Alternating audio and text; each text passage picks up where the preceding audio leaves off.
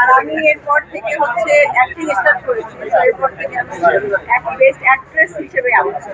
আপু আমরা আসলে এখন দেখছি প্রতি অ্যাওয়ার্ড শুনতে আপনি অ্যাওয়ার্ড আসলে পাচ্ছেন, তো যে পরিমাণে অ্যাওয়ার্ড আসলে পাচ্ছেন সেই পরিমাণ কাজ কি আপনার আসলে আসছে? কাজ এখন তো স্টার্ট করেছি, আমার এই যে নাটক করতে, তারপর হচ্ছে কিছু বিজ্ঞাপন করছি, তো সামনে আমার অনেক কাজ আপনারা দেখতে পাবেন। আপনি বললেন কাজ স্টার্ট আসলে করেছেন, এর আগে আমি কাজ করেছি, সেগুলোর জন্যই আমি অ্যাওয়ার্ড পেয়েছি। কিন্তু আরো তো অনেক আসলে কাজ করছেন, আপনার থেকে আসলে বেশি। অনেকে আসলে অভিযোগ করেন যে লবিং করে বা আসলে বাণিজ্য, যেটা অনেক অভিযোগ তুলছেন, এইভাবে আসলে অ্যাওয়ার্ড এটা আসলে পাচ্ছেন। আমি জানি না। যারা আসলে অভিযোগ দেয়, যারা আসলে এইভাবে নেয় তাদের এটা আমার বিশেষ কিছু বলার নেই। আপু বলেন। আপু কি ফুটবল খেলা দেখা হয়? হ্যাঁ, দেখা হয়। বিশ্বকাপ আর্জেন্টিনা জি আর্জেন্টিনা তাই নাকি? আমি জানতাম না। হ্যাঁ, পেয়ে যায়। একটু স্পেসিফিক করে একটু বড় করে না বললে বড় করে Okay, যদি বলতে okay. মেসির কোন জিনিসটা ভালো লাগে? ওর সবকিছু ভালো লাগে। হাত দিয়ে গোল দেওয়াটা? হাত দিয়ে গোল দেওয়াটা মেসি হাত দিয়ে গোল দেয়। মেসি না। আরে বললে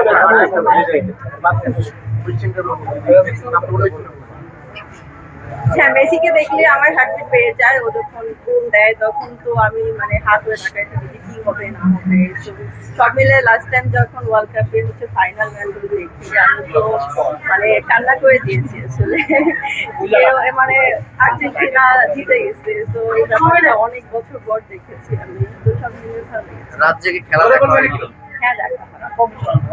খেলা নিয়ে আর্জেন্টিনা ব্রাজিল নিয়ে বান্ধবীদের মধ্যে কিংবা বন্ধুদের মধ্যে কোনো ঝগড়া হয়েছে?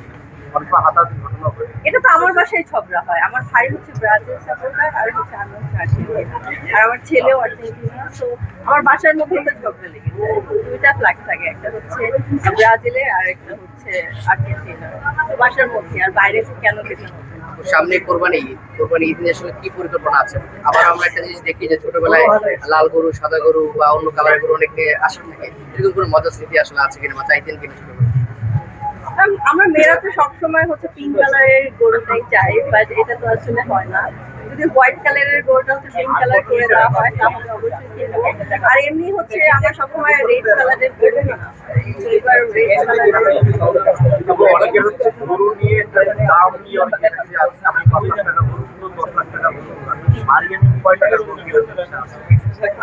এমন কোনো বাজেট থাকে না, মানে হাতে গিয়ে দেখা হয় কোনটা পছন্দ হয় সেটাই নিই। এটা কি কুরবানি দিচ্ছে এবার?